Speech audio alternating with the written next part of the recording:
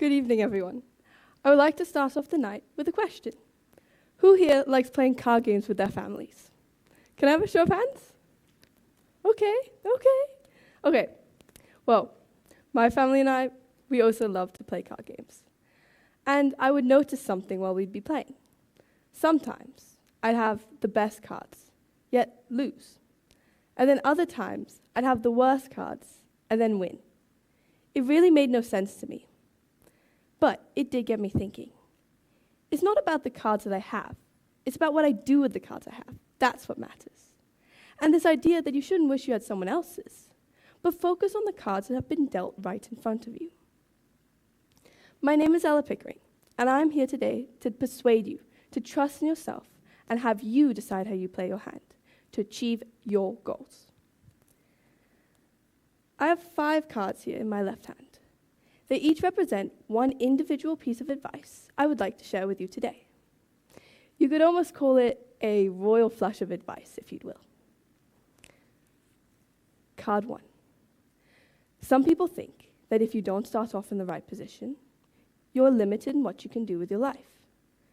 But that isn't exactly true. How you use what you have is a mindset. You have to believe in yourself and trust in your ability to pursue your goals. It's very normal and very human to have doubts and fears about all sorts of things. But if we embrace this idea of self-determination, we can stand up to those fears and then eventually overcome them.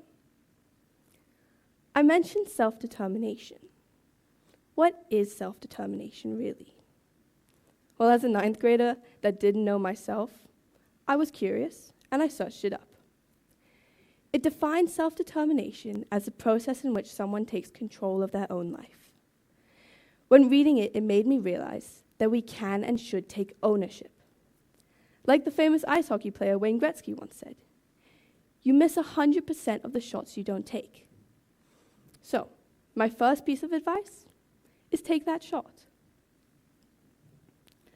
Card 2, taking what life gives you. That isn't any new concept. I haven't invented anything new. But approaching challenges with positivity and ambition gives you the choice to take more control of your situation. It's a growth mindset, not a fixed one. And if we consistently challenge ourselves in this way, we will most likely discover things about ourselves that we didn't know about before. That is what growth mindset is all about. A psychologist called Carol Dweck wrote about this concept in her book, Mindset. Isn't that ironic? She stated that adopting a growth mindset over a fixed one was key to impacting our beliefs. She affirmed the idea that our basic qualities are things we can cultivate through the power of our own efforts. Card 3. When figuring out what works for you, there can be a process of trial and error. Some people say, go through this process of trial and error as quickly as you can, while others say you need the time it takes to achieve the best outcome. Regardless, if you're a lucky one and this process seems to go quite quickly for you, or if your journey ends up being a little bit more of back and forth, the point is that this is trial and error. This is the time when you'll need to be mindful and not let yourself get stuck in quicksand. Don't get sucked into something you're not passionate about. Let me give you an example of how this worked for me. A while back, I was looking for opportunities in my community to develop my skills, including in my school, right here in Frankfurt International School. They participate in something called Model United Nations, for short, MUN. My older brother loved MUN. He was amazing at it. He really had a passion for it. So, everyone said, "Ella, you should try MUN. You'd enjoy it just like he did. You'd do just as well as he did." So, being as curious as I was, I went and I tried it. Being completely honest with you all, I didn't like it. I didn't enjoy it as much as he did. I realized I only did it because he did it. I was not passionate about it. I risked getting stuck into something that I sort of knew was not right for me. I put myself at risk at getting carried along in something that I wouldn't enjoy nor do well in. So, what did I do? I stopped. I accepted that maybe MUN wasn't right for me. And then I continued my journey to look for something else.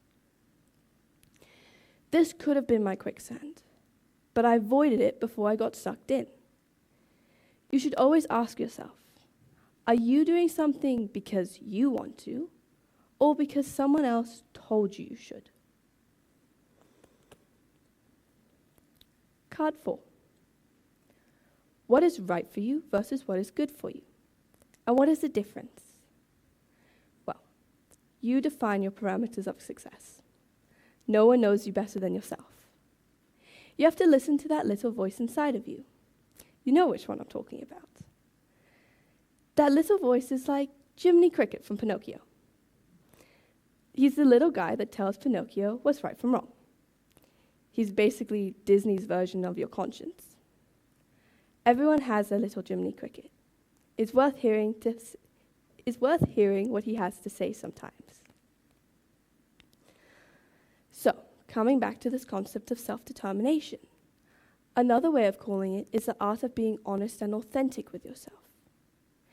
If you're listening to that little voice inside of you, and you're being honest and authentic with yourself, it will most likely bring you to what we're all looking for: happiness, which is also the key to energy, focus, and success. Lastly, card 5. What about all this pressure? Pressure to succeed. Pressure to be the best version of me. Pressure to compete against that Instagram influencer you saw on the weekend. Pressure from your peers who are supposedly doing amazing things all the time. Well, I wish them well. I genuinely wish them good luck. But I'm not about to start losing energy and sleep about who I'm not.